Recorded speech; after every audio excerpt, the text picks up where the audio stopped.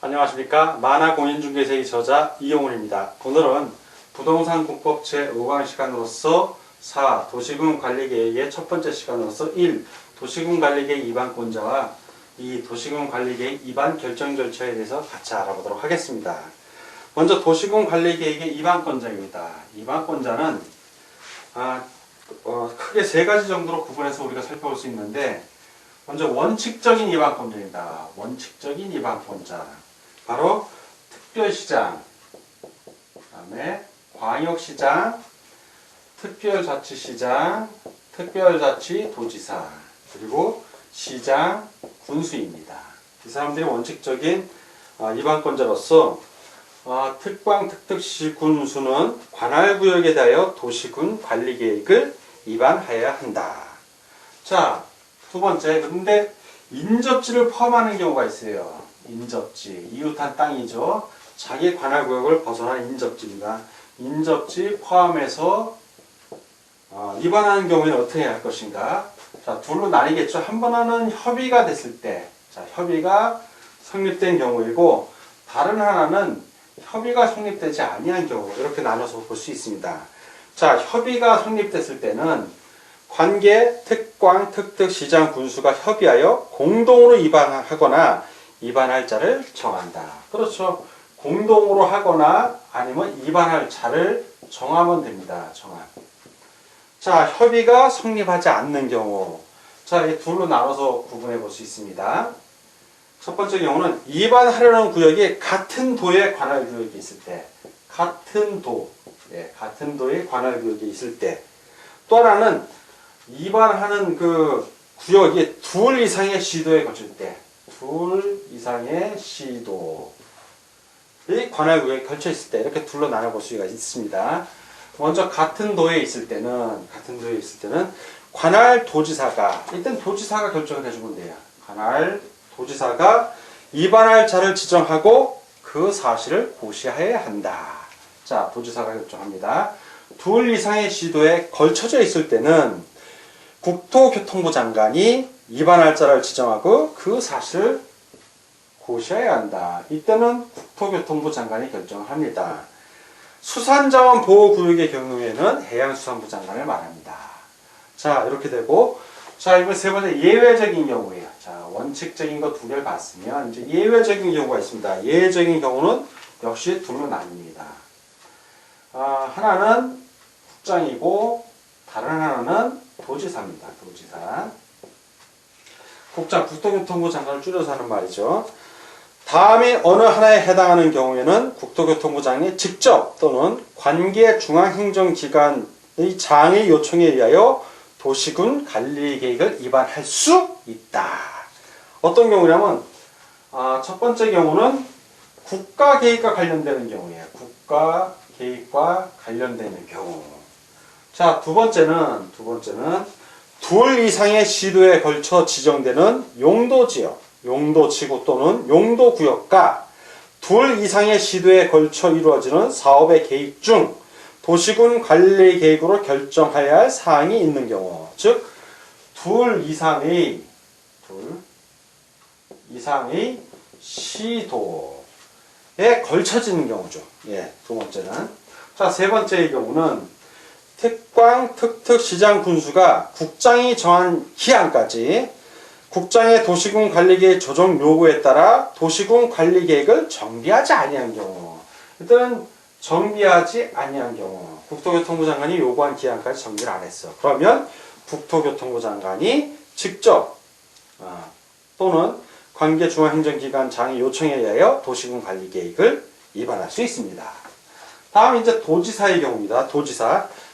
다음이 어느 하나의 경우 도지사가 직접 또는 시장 군수의 요청에 의하여 도시군 관리계획을 위반할 수 있다.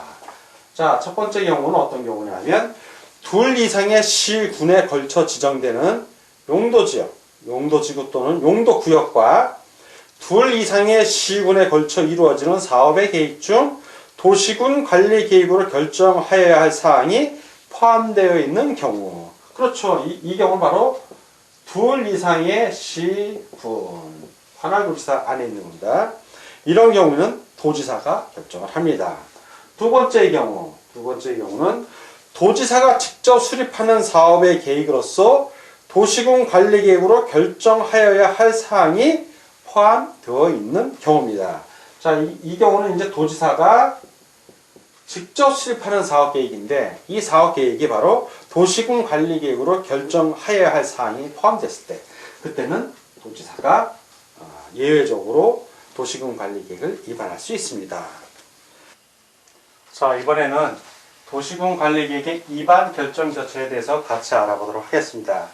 위반 결정 절차는 크게 6단계로 나뉘는데 제일 먼저 기초조사를 합니다. 자, 절차 기초조사. 그 다음에 기초조사가 끝나면 이제 위반을 합니다. 안을 만들어야죠. 위반. 자, 위반이 끝나면 이제 요 다음 단계입니다. 결정 신청을 합니다. 결정해달라고 이제 신청을 해요. 자, 그리고 결정이 끝나면 이제 결정을 했으니까 그 결정을 하고 그 결정에 대해서 고시 알리는 겁니다. 자, 고시를 합니다. 자, 그리고 나서 결정 고시가 끝나면 이제 지형 도면, 땅에 도면에 이제 나타내는 거죠. 지형 도면을 이제 작성하고 고시를 합니다. 지형 도면 작성 고시. 자, 그리고 마무리가 되면 이제 정비로 넘어갑니다. 정비. 자, 요런 과정을 거친데 이제 세부적으로 보면 이 기초조사, 이 조사권자는 바로 이 위반권자하고 똑같습니다. 위반권자가 조사를 합니다. 그래서 이 위반권자는 특별시장, 광역시장, 특별자치시장, 특별자치도지사, 시장 또는 군수이고요. 그리고 국장하고 시도지사도 경우에 따라서는 조사 또는 위반을 할 수 있습니다. 그래서 특별시장 광역시장, 특별자치시장, 특별자치도지사, 시장, 군수 그리고 국장하고 도지사도 위반권자가 될 수 있습니다. 기초조사를 하고요. 자, 기초조사에서 위반으로 가는 과정 중에 첫 번째 세부 절차로서 주민의 의견을 청취합니다. 의견 청취. 자, 의견 청취. 공고공람을 14일 이상 하고요. 예외적으로 의견 청취를 아니하는 경우가 있는데 이거는 국방상 또는 국가안전보장상 기밀사항 등일 경우입니다. 자, 그리고 이제 지방의회. 자,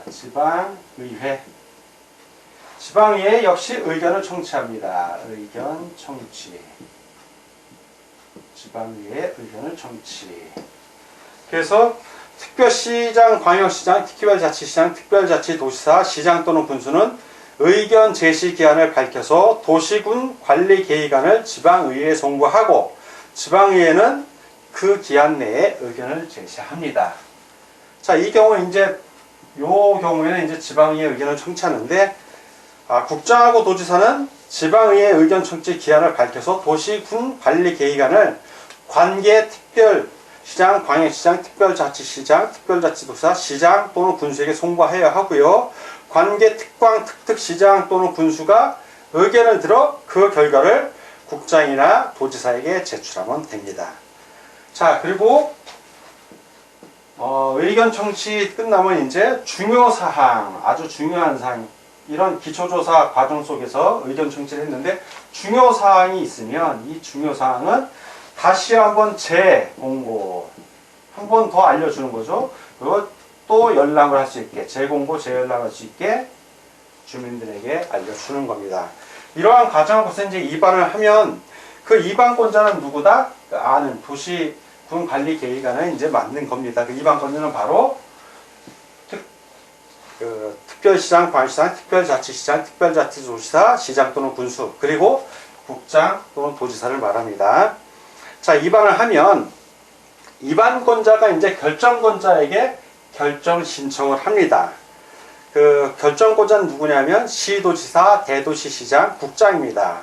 대도시의 경우에는 대도시시장이 직접 결정하고 시장, 군수가 위반한 지구단위 계획구역의 지정 변경과 지구단위 계획의 수립 변경에 관한 도시군 관리 계획은 해당 시장 군수가 직접 결정합니다.